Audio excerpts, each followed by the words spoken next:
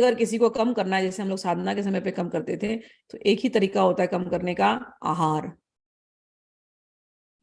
जितना आप फल फूल पे आ जाओ, फल खाना, शाक खाना, दूध, फल, शाक, दूध और लाइट अन्न, रोटी चावल हैवी होता है, ये नहीं जैसे ज्वार हुई, बाजरा हुआ, ये सब हल्के अन्न है।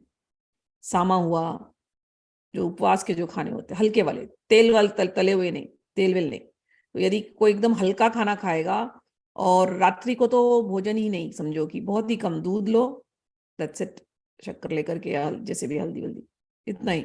तो अगर कोई ऐसे कर रहा है, खाना हल्का करोगे तो अपने आप निद्रा हल्की हो जाती, फिर नींद नहीं आती, क्योंकि फिर बॉडी थकता नहीं है। बॉडी थकता कहाँ है, खाना खा रहे हो तो बॉडी को हजम करना पड़ता है, और जितना हैवी खाना खाओगे, पूरी खाओगे, छोले खाओगे, राजमा, पनीर, बहुत हैवी हैवी खाओगे, यदि तला हुआ, खास करके पनीर तो ऐसे अच्छा है, लेकिन तला हुआ खाओगे तो बॉडी को इतनी मेहनत करनी पड़ती है वो खाने को हजम करने के लिए, उसमें बॉडी थक जाता है। तो हम लोग कहते हैं कि हल्का खाना खाओ, ढंग का सात्विक खाना खाओ, अपने आप निद्रा तुम्हारी कंट्रोल में आएगी, इतना निद्रा तुमको आवश्यकता नहीं होगी। हल्का खाना मेन, सुबह का जो ब्रेकफास्ट होता है, लेकिन ब्रेकफास्ट भी आजकल लोग 11 बजे करते हैं। मैं इंडिया में देखा 11 बजे परोठे खाते हैं, फिर 3 बजे खाना खाते हैं।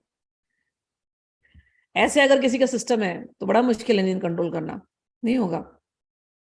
आयुर्वेद के हिसाब से जैसा सूर्य चलता है, उस सूर्य के गति के हिसाब से आपका लंच डिनर सब होना चाहिए। तो सूर्य का जो सबसे जो मेन एनर्जी होती है वो सुबह को होती है, ब्रह्म मुहूर्त के समय पे। तो इसीलिए उस समय पे नाश्ता हमारे यहाँ बोलते थे करने को, हैवी नाश्ता कर सकते हो, ब्रेकफास्ट लाइक अ किंग। तो सुबह जब आप 7-8 बजे के आसपास जब नाश्ता करते हो, अच्छा नाश्ता कर लो, पराठे खा लो, जो भी आपको खाने, जो भी आपका है, इडली डोसा, इसका जैसा ढोकला, जो भी जो खाता है। फिर उसके बाद दोपहर का खाना जो होता था, वो सूर्य 12 बजे ढलने वाला है ना, उसके बाद से उसका ढलने का है, तो उसके बाद से 12 बजे से पहले नाश्ता, मतलब लंच करना चाहिए। और उसके बाद जब ढलेगा तो शाम को 4 बजे के आसपास आपका चाय और हल्का नाश्ता। फिर रात्रि को तो बिल्कुल ही मतलब ना के बराबर होना चाहिए, फ्रूट्स लेकर के खत्म किया।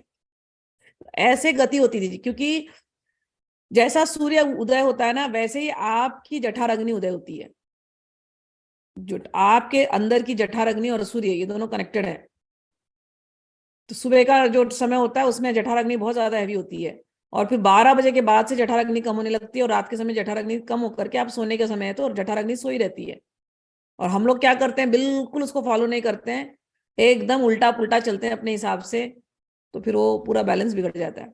योग अभ्यास जब करते हैं, भगवान के रास्ते जब चलते हैं, तो ये बैलेंस लेकर के चलना पड़ता है। मैंने इंडिया में देखा, रात को 11 बजे खाना खाते हैं, 11:30 12 बजे डिनर करते हैं, थक हार के आते हैं वहां से। तो अब रात को तुम 11:30 12 बजे को डिनर करोगे तो कैसे तुम्हारा नींद पूरा होगा, कैसे वो खाना हजम होगा, कैसे तुम अगला दिन खाओगे।